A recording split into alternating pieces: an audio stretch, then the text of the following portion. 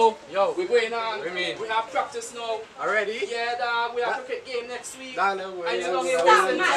Y'all don't come up here talking about foolishness about cricket. What cricket ever do? Foolishness. Yes. What cricket ever do for women? Hey, cricket is very important to the Caribbean. How? It has opened a lot of opportunities for the Caribbean. How? Education, duh. Career. Marketing. Unity. Exactly. Fine, alright. Explain this to me. Cricket is the #1 sport in the Caribbean. Cricket is what bring out people and bring out family and give the people of the Caribbean joy. Where I come from, you can see children 5, 6 years old playing cricket. It's in the veins of everyone, and persons who you never thought would follow cricket is actually following. Okay, so before, we understand that the West Indians were not allowed to be batsmen. They were only allowed to be fielders. But then after a while, they were introduced to bowling as they had the strength and athletic skills. And then further on, they were allowed to be bowlers. And after colonialization, that is when they were able to become part of the committee and part of the board of directors. Nice. What the cricket is really in fact doing, it is reflecting the desire of the community to say to Great Britain, we have been colonies for 300 years and the time has come to redefine our political relationship to Whitehall. For West Indians, cricket has been part of a struggle to escape a history disfigured by racial conflict and the legacy of empire. When politicians have failed them, they have turned to their cricket team for a sense of nationhood.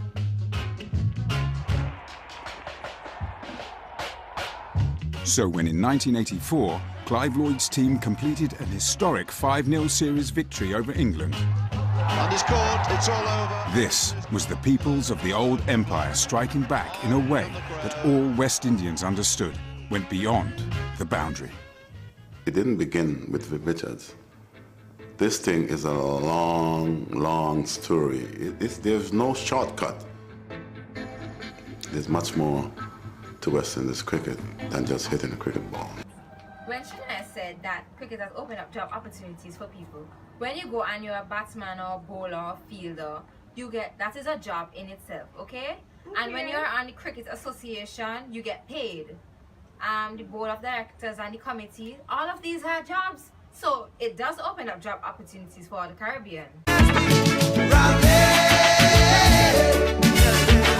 Rally round the West Indies, now and forever.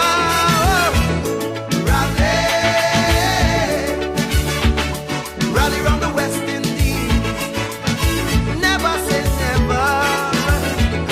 Pretty soon the runs are gonna flow again like one. Okay, so I get what you're trying to say, Tiana, about the jobs and the career that cricket have brought in, but what about marketing? I don't understand that.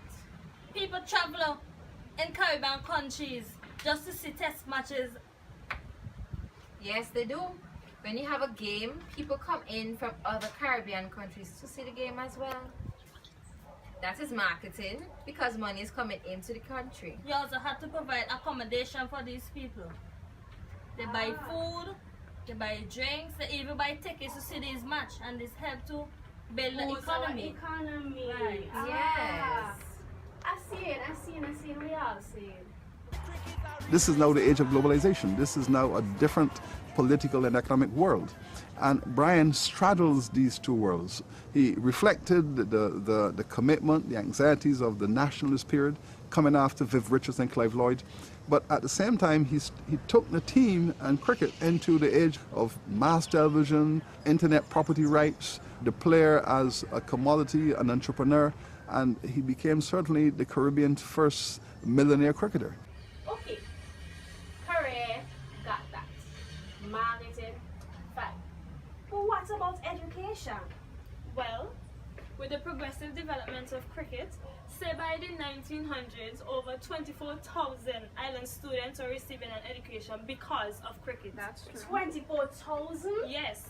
Wow. And even today it is evident where we see West Indian cricketers are opening cricket schools around the Caribbean. For example, the Darren Ganga Cricket Academy. You lie? Girl, yes. the University of the West Indies Cave Hill campus offers courses on Caribbean cricket history. There are also books written about Caribbean cricket history, and here's the sweetest part, they're offering scholarships for people who want to further pursue an education in cricket. Tell me if that's not opportunities. Big W.I. I don't tell you. Yo, where you come from? Where you come from? Where for the world? What island we come from? West Indies. Answer the call. West Indies. Come let me show them. West Indies. Come rally on. West Indies. What island we come from? West Indies. Answer the call. West Indies. Show them we culture. West Indies. I see how education has done a good bit for us in the Caribbean through literature, you know, career, you know, marketing. I never really studied this, you know. But tell me, how has this united us as one for the Caribbean? But first of all, when the cricket team plays in the Caribbean countries, most of the supporters actually come from the West Indian countries. So this provide a way as Caribbean people to unite as one, supporting the West Indies. Even if we lose, we're still united as one. Yeah, because it's true, like sometimes, you know, there are divisions in Caribbean countries. For example, Trinidad will have beef with Jamaica also. But when the West Indies are having a cricket match, you know, everybody will come together, everybody from the Caribbean, everybody from the West Indies will come together and support one another against Europe. You know, in the communities, when they have cricket matches, everybody would come out for, like, say, in barber shops or at a central point just to watch these games. And whether you have beef or not, once West Indies is on, we are one. Exactly. We give a chop party when we win the test matches. Of Unity. course. Talk about unity. Much more to the World Cup. Even if you and your neighbor ain't speaking, once the West Indies on and you just come home, you ask them, what's the score? You have fans that watch the cricket, then don't miss games whenever games are on television or in their hometown. When we go out there, we play the cricket, not for us, we play the cricket for the fans. Play and whatever people do interesting, like before we used to pack the bag and we go out and it's really enjoy ourselves and love ourselves and get on and everything like that. If West Indies playing, some people in different Caribbean islands can say, don't matter who they're playing, even if they're going to lose, they're still back in West Indies. Remember when there was a holiday when West Indies won? Yes, the Prime Minister gives Simbins a holiday. Yes, I enjoyed that at the beach. I can't explain how it felt for everyone, all the spectators and everything, but I can only imagine what it meant for them. Not only one trophy, not only two, but to bring about all three. I mean, that just had to put so much joy and so much happiness in the people of the region. Unity. But when they lose, oh my gosh, it's the worst thing. Out for weeks you're hearing this argument on the streets. Some people even cry. Yo, serious thing. Yes. And some people can't even eat. I tell you, my grandmother mashed up her television over cricket loss already. Yep, it's not just a game. Do you know how much money that was? Wow. I should really consider that cricket have impacted on us as a Caribbean, and I should not have such a negative impact on it. I apologize if I offended y'all in any type of way. You know what? Let me all go ahead. And cricket. I want that.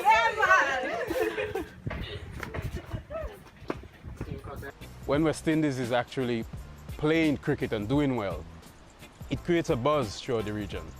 So it's very, very important for Caribbean people. Thank you for watching. We hope this presentation gives you a better understanding of how cricket has benefited the Caribbean.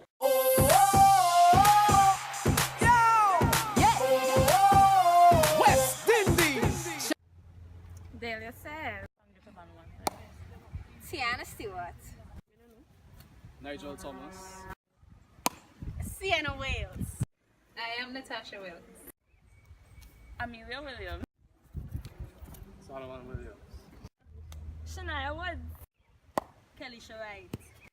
I know that boy. Ricky Sherride.